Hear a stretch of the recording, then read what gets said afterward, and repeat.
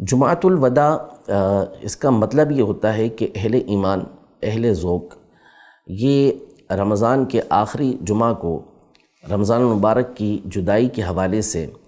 اظہار غم کرتے ہیں، اور ان کو جو غم اور دکھ ہوا ہوتا ہے کہ رمضان کے اندر وہ عبادت نہ کر سکے جو کرنا چاہیے تھی، نہ جانے ہم اپنی مغفرت کروا سکے نہیں کروا سکے، اس لیے وہ جمع ہو کر کچھ اشعار پڑھتے ہیں، دعائیں کرتے ہیں، التجائیں اللہ پاک کی بارگاہ میں کرتے ہیں۔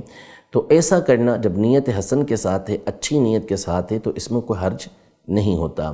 بعض لوگوں کو اس حوالے سے یہ غلط فہمی ہے کہ گویا کہ دو طرح کی غلط فہمی ہوتی ہے۔ ایک یہ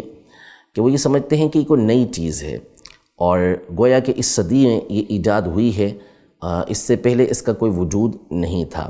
دوسرا وہ یہ سمجھتے ہیں کہ اس کو اہل سنت یہ لازم سمجھتے ہیں، حالانکہ یہ دونوں غلط فہمیاں ہیں۔ اول تو قدیم سے ہمارے اسلاف بزرگان دین وہ جمعۃ الوداع یا الوداع ماہ رمضان کے حوالے سے اپنی کتابوں کے اندر بھی تذکرہ کرتے رہے ہیں، اور بزرگوں کے حالات بھی اپنی کتابوں میں ذکر کرتے رہے ہیں۔ مشہور و معروف بزرگ ہیں امام ابو الفرج عبد الرحمن ابن الجوزی رحمۃ اللہ تعالی علیہ، جن کا سن وفات 595 ہجری ہے۔ اس میں انہوں نے انتقال فرمایا، یعنی 6 صدی ہجری کے بزرگ اور معروف ہستی ہیں۔ انہوں نے مکمل ایک رسالہ وداع رمضان کے نام سے تحریر کیا ہے جو مطبوع بھی ہے۔ اسی طرح حافظ ابن رجب حنبلی رحمۃ اللہ تعالی علیہ، جو مشہور محدث ہیں، مشہور فقیہ ہیں، اور ان کا سن وفات 797 ہجری ہے، یعنی 8ویں صدی ہجری کے یہ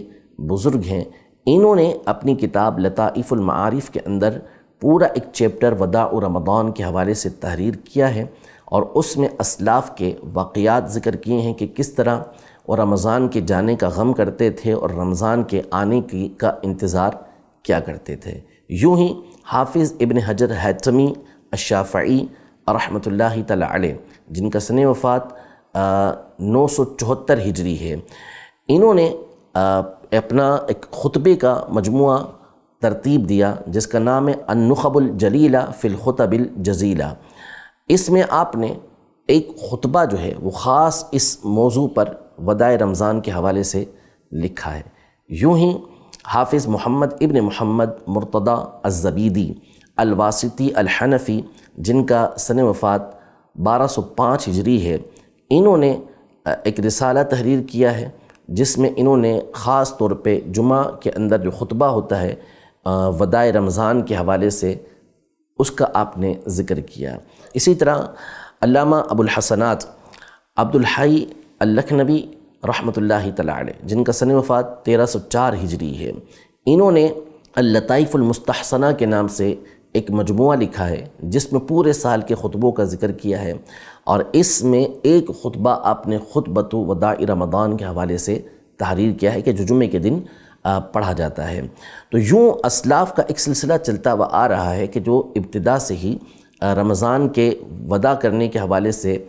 اور اس پر غم اور غم کی کیفیت کے اظہار کا تذکرہ کرتے آئے ہیں کہ ہم پورے مہینے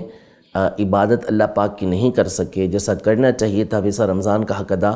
نہیں کر سکے۔ یوں ہی امام اہل سنت رحمۃ اللہ تعالی علیہ نے، صدر الافاضل مولانا نعیم الدین مراد آبادی رحمۃ اللہ تعالی علیہ نے اس کے جواز کے اوپر تصریح فرمائی ہے کہ اس کے جائز ہونے میں کوئی شبہ نہیں ہے، اور آج تک علماء اہل سنت یہ کام کرتے ہوئے آ رہے ہیں، اور ساری دنیا کے اندر، عرب دنیا کے اندر بھی جو علماء اہل سنت ہیں، جو اہل سنت کے مرکز ہیں، وہاں پر بھی اس کا سلسلہ یہ رہتا ہے۔ تو اول تو یہ ہے کہ یہ کوئی نئی چیز نہیں، قدیم سے چلتی ہوئی آ رہی ہے، اور اگر بالفرض نئی چیز ہوتی بھی تو اگر وہ شریعت مطہرہ کے احکام سے ٹکراتی نہیں، اس کے اصول سے ٹکراتی نہیں، تو یہ بات بخوبی واضح ہے کہ اس کے کرنے میں کوئی حرج نہیں تھا۔ باقی رہا یہ کہ اس کو کوئی لازم سمجھتا ہے تو ایسا ہرگز نہیں ہے، اور نہ ہی اس کے اوپر کوئی سختی کرتا ہے۔ جو مناتا ہے سو مناتا ہے، جو نہیں مناتا اس کے اوپر کوئی حرف نہیں ہے۔ البتہ منانے والے کو کوئی برا نہیں کہے گا۔ البتہ اس میں یہ بات ضرور پیش نظر رہے کہ جو بھی جمعہ کا الوداع جمعہ مناتا ہے